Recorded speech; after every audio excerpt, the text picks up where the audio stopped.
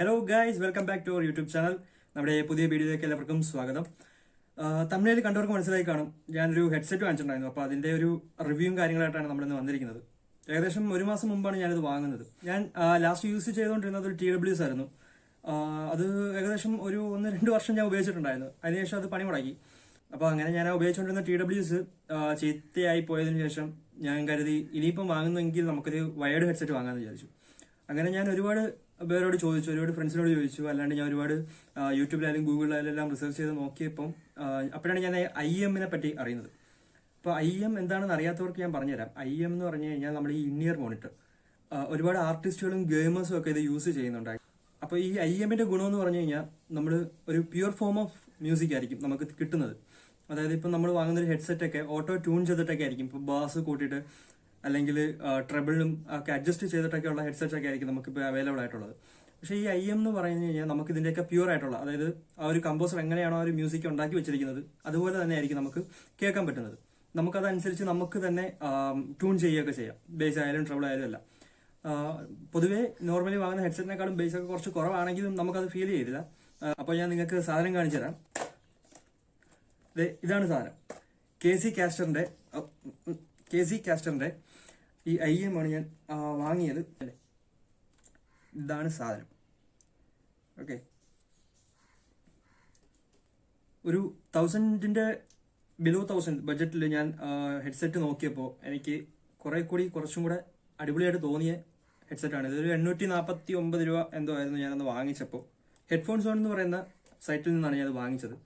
അപ്പോൾ അതിനകത്ത് തന്നെ നമുക്ക് 3 കളറിൽ ഇത് അവൈലബിൾ ആണ്.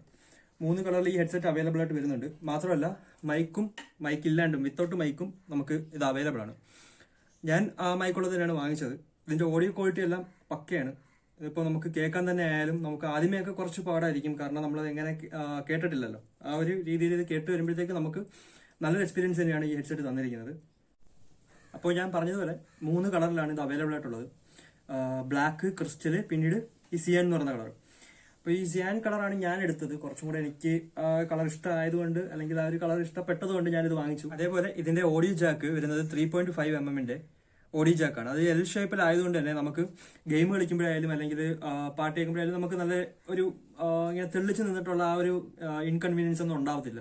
ഞാൻ നിങ്ങൾക്ക് ഇതിന്റെ മൈക്കിന്റെ ക്വാളിറ്റി കേൾപ്പിച്ചു തരാം.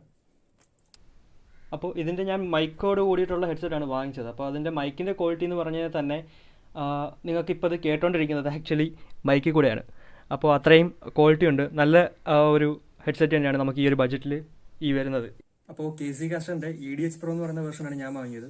849 രൂപയുള്ളൂ വിത്ത് മൈക്ക്.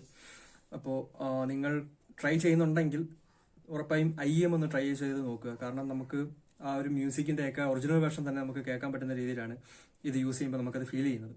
അപ്പോൾ നിങ്ങൾ ട്രൈ ചെയ്തിട്ടില്ല എന്നുണ്ടെങ്കിൽ നിങ്ങൾ ജസ്റ്റ് ഒന്ന് ട്രൈ ചെയ്ത് നോക്കുക. അതേപോലെ ഇത് ചെവിയിൽ വെക്കാൻ തന്നെ ആയാലും നമ്മൾക്ക് ഇത് ജസ്റ്റ് ഇങ്ങനെ വെച്ച് കഴിഞ്ഞാൽ തന്നെ ഇത് പ്ലേസ് ആയിട്ട് അവിടെ തന്നെ ഇരുന്നോളും, ഒരു പ്രശ്നവും വരില്ല. നമുക്ക് എങ്ങനെ വേണമെങ്കിലും നമുക്കിത് യൂസ് ചെയ്യാവുന്നതാണ്.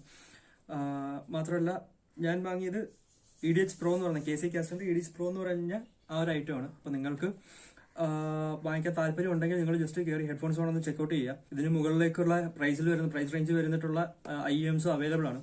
അതിനനുസരിച്ചുള്ള ഓഡിയോ ക്വാളിറ്റീസും കാര്യങ്ങളും അതിന് ചേഞ്ച് ആവുകയും ചെയ്യും. അതേപോലെ ഈ രണ്ടും സെപ്പറേറ്റ് ആയിട്ടാണ് വരുന്നത്. ഇത് നമ്മൾ സെപ്പറേറ്റ് ആയിട്ട് കണക്ട് ചെയ്യുന്നതാണ്.